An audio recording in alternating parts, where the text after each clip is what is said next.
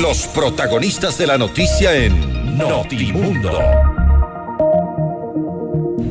Y estamos ya en contacto en este momento con Monseñor Luis Cabrera, presidente de la Conferencia Episcopal Ecuatoriana, para hablar sobre esta mediación que puso fin a las movilizaciones en el país, un tema tan ansiado durante estas 2 semanas. Los ecuatorianos asediados por la violencia y también complicados con el tema de la productividad. Monseñor Cabrera, gracias por estar con nosotros. Bienvenido. Muchísimas gracias. Es una alegría poder mirarnos y creo que todos respiramos un ambiente de paz que nos permite justamente seguir trabajando con más entusiasmo, con más esperanza. Entonces yo creo que esos valores de la paz y la alegría tenemos que disfrutarlos y defenderlos, ¿verdad? Para que nadie nos robe. Y agradecemos sin duda la gestión que ha hecho en este caso la Conferencia Episcopal Ecuatoriana buscando una salida a algo que parecía no tener salida. Hasta hace una semana el tema y el panorama era incierto en nuestro país, no sabíamos quién podía ceder de cada uno de los lados. La CONAIE no cedía, el gobierno no cedía y las cosas se complicaron al punto de llegar a 18 días de paralización, pero la Conferencia Episcopal y usted encabezando esta negociación que ha sido de momento ya aplaudida por todos los ecuatorianos, comienza a reactivarse el país. Monseñor, ¿cuál fue la parte más difícil de esta negociación? Ya puertas adentro, ¿qué es lo que pasó? Bueno, como usted sabe, pues el papel del mediador no es otro que el de facilitar el encuentro, el diálogo entre las partes, para que poco a poco vayan poniéndose de acuerdo en algunos puntos esenciales, lo que llamamos los consensos, ¿no? Entonces entramos a la negociación, del aceptar, del renunciar, ¿no? Los consensos y finalmente los compromisos. Entonces eso es, digamos, el objetivo nuestro. Lógicamente aquí, para nosotros lo complicado, lo difícil, es quizás tratar de ponernos en la dinámica de un lado y de otro lado, del gobierno, con todas sus exigencias, con todo lo que desde el gobierno se mira, y por supuesto, digamos, con objetividad, con realismo, una visión más técnica. Y por otro lado, yo digo la visión del mundo indígena, que, por decirlo solamente un detalle, pero un detalle fundamental, los conceptos de tiempo. El mundo indígena, desde su cosmovisión, pues va a otro ritmo. Para nosotros nos puede parecer lento, pero no es así. Para ellos es lo normal. Por ejemplo, eso de consultar a las bases, a la comunidad, eso pues tiene sus propias dinámicas, sus propias exigencias. Entonces, nosotros que comenzamos estos acercamientos sobre temas ya muy concretos, el tema de los combustibles, proponer que fue el más complicado, ¿verdad? ¿No? Entonces, claro, se puede llegar a acuerdos previos con la dirigencia y también con el gobierno. Nosotros hicimos una propuesta que fue explicada oportunamente pues por Monseñor Alfredo Espinosa, pero lógicamente esa propuesta que los dirigentes veían conveniente, la única salida, tenía que ser, como decían, socializada, consensuada con las bases. Entonces, claro, ahí viene el problema serio. Nosotros habíamos llegado a un acuerdo con ellos, pero las bases quizás no lo conocían. Y por eso ustedes recuerdan, dentro del proceso que estábamos, en un momento dado, el señor Issa pidió un tiempo de receso para hablar con las bases. No, claro, ese punto se debía haber hecho antes, pero dada la premura, dada la urgencia, dadas las amenazas que había ya, de que la situación se iba a complicar mucho más, entonces aceleramos un poco el proceso. Pero una vez que ellos tuvieron la oportunidad de hablar y analizar y más cosas, volvieron a la mesa ya con otra actitud. Y yo les digo sinceramente, para mí fue una gran lección de democracia, según nosotros de democracia, cuando públicamente preguntaron, bueno, a ver, que levanten la mano los que están de acuerdo en que se firme y quienes no. Para muchas personas podía haber parecido extraño, pero esa es la dinámica de ellos. Entonces yo sí creo que este momento, más allá de los combustibles, de los acuerdos, yo sí creo que es importante, un tema que hablamos con mucha frecuencia, pero no lo profundizamos. ¿Qué tema? La interculturalidad. Yo creo que tenemos que trabajar muchísimo sobre el tema de las culturas, las diversas culturas que existen en nuestro país. La cultura indígena, pero tampoco es homogénea la cultura indígena, ¿no? Por ejemplo, pensemos rápidamente en algunos grupos. Están los Salasaca, están los Saraguro, están los Puruáes, están los Otavalo, Bueno, también pues los Sáchila, y en el oriente pues una serie son diversas culturas, y nosotros la cultura mestiza que llamamos, y otra cultura, ¿verdad? Entonces el tema de la interculturalidad, yo sí creo que es importante tratarlo, para poder justamente entrar en esa relación y así llegar a acuerdos respetando los ritmos de cada grupo, de cada cultura. Es decir, básicamente el papel de ustedes fue lograr entender esta dinámica de lado y lado, la dinámica quizá de la urgencia por parte del gobierno, de la necesidad de destrabar estos diálogos, de destrabar y llegar a un acuerdo, una necesidad para poder reactivar el país, poder abrir las carreteras, poder cesar la violencia en las calles y en otras ciudades del país, en las calles de Quito me refería.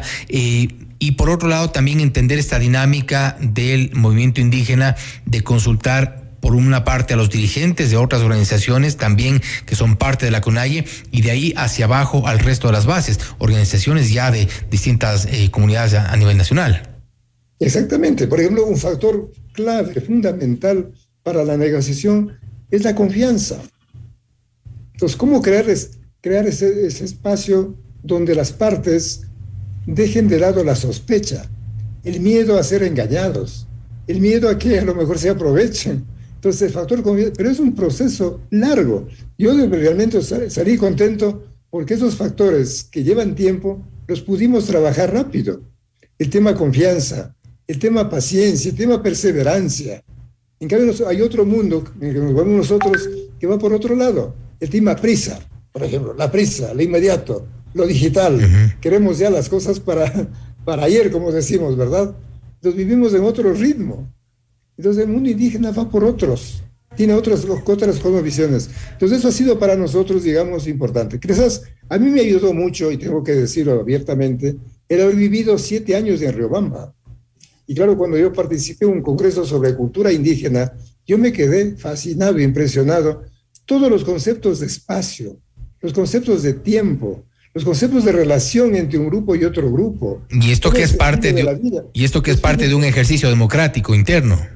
Exactamente, pero va más allá, fíjese, yo sí creo que yo aprovecho de esta oportunidad quizás para poder entender el mundo indígena, porque nosotros también tenemos como mestizos, en nuestra cultura mestiza, ¿verdad?, donde hay una serie de elementos también indígenas. Para entenderlos a nosotros mismos, tendremos que primero comprender cómo es ese mundo indígena, esa cosmovisión, porque muchas de nuestra cultura, ¿no?, tiene elementos indígenas, elementos afros, elementos europeos, elementos judíos, elementos griegos. O sea, realmente, por eso es el mestizaje cultural que tenemos nosotros, el tema de la identidad.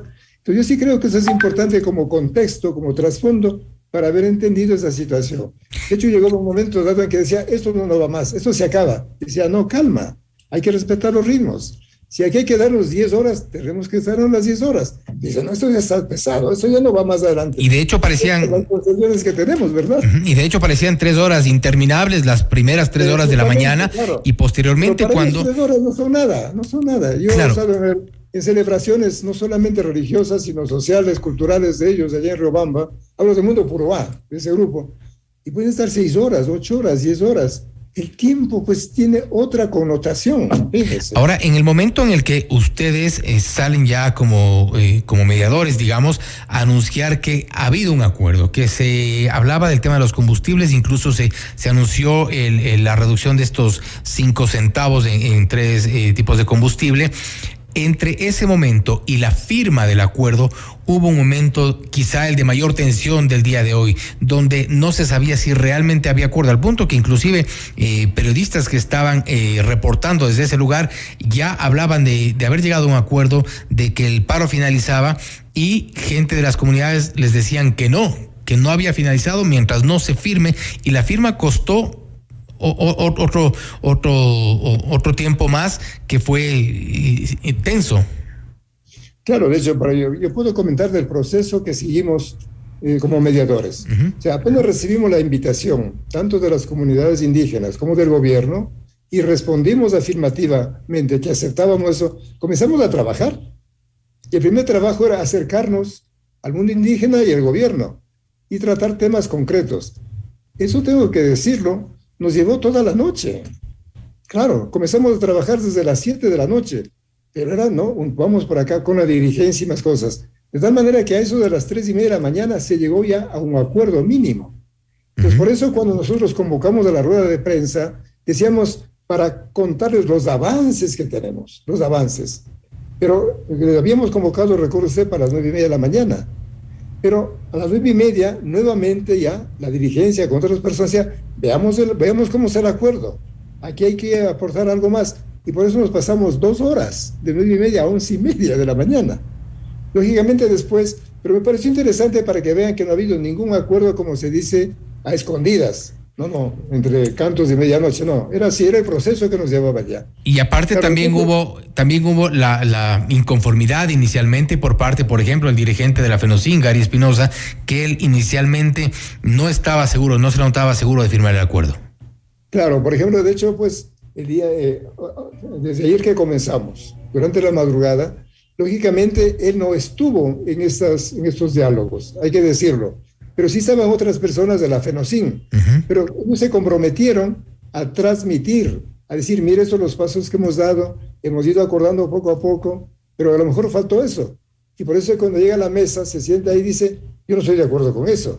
Entonces dijimos, bueno, vamos a conversar, veamos, aquí nada se impone, porque ese es el papel del mediador, ¿no? Nosotros no éramos, ¿no?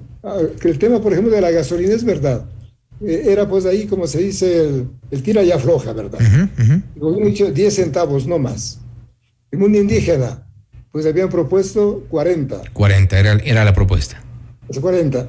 No, dice, nos faltan 30 todavía. Entonces decimos, mire, el gobierno dice que no, solo 10. Pero ustedes, pues, flexibilicen. Bueno, hasta 20 podemos aceptar. Bueno, 20. Entonces uno va donde el gobierno. Ellos aceptan hasta 20. Ustedes, bueno, a lo mejor podemos nosotros subir 5, que yo 5, pero propónganos ustedes, que no sea una propuesta del gobierno, ni tampoco una propuesta de la... Entonces ahí entramos nosotros con el gran riesgo, fíjese, ahí nos jugamos un papel muy, muy delicado. ¿Por qué? Porque nosotros no somos técnicos, nosotros no somos financistas, pero dada la situación, el sentido común nos dice, bueno, negocien, el uno de 10 que suba a 15, y el de 20 que baje a 15. Entonces, ¿qué les parece? Bueno, si viene de ustedes, vamos a considerar. Entonces, esa ha sido la dinámica. Como yo le comento estas cosas, porque yo creo que es importante que también sepan que no es fácil la negociación. Entonces, ya cuando se llegó a los 15, tanto en diésel como en la gasolina, bueno, entonces ahí venía el problema de la socialización, fíjese. Entonces, claro, usted recuerda ese momento de tensión, porque dice las bases, nosotros no hemos dicho eso. Entonces, por eso ISA me pareció una decisión muy inteligente, muy práctica, hay que reconocerlo. Que lo hizo públicamente. Claro, entonces vamos allá, entonces fueron allá, entonces les explicó el proceso que se ha seguido y por eso cuando regresaron ya las bases pues ya estaban conscientes de qué se trataba, por supuesto. Bueno, esa es una explicación lógica que yo me permito compartirle con usted y pienso que la ciudadanía debe saber también.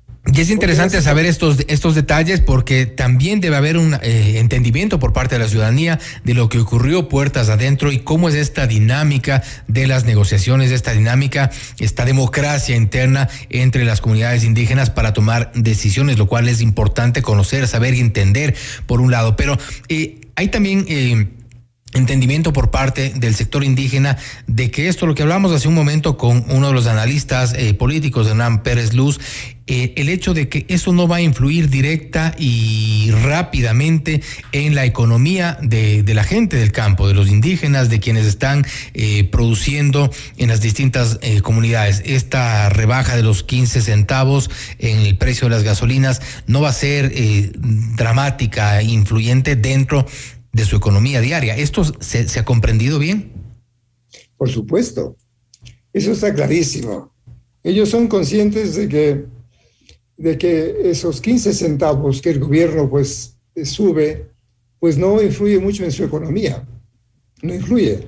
Por eso quedó abierto el tema de la focalización de los subsidios, que es un tema que ustedes recuerden en 2019 ya se planteó eso. Y es un tema que se habla desde hace décadas en el país, porque el subsidio ha sido un... Pero no hay la decisión, lo digo ahí, no sé si llamar decisión política o técnica, de sentarse y ver cómo se encausan esos subsidios a sectores realmente que necesiten.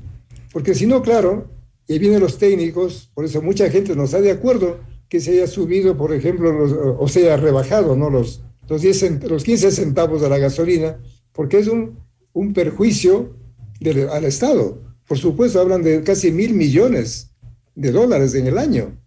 Entonces, claro, dicen, no, es que no se debía hacer. Pero aquí vienen otros elementos, otros factores, que diríamos, el tema de la paz. Uh-huh.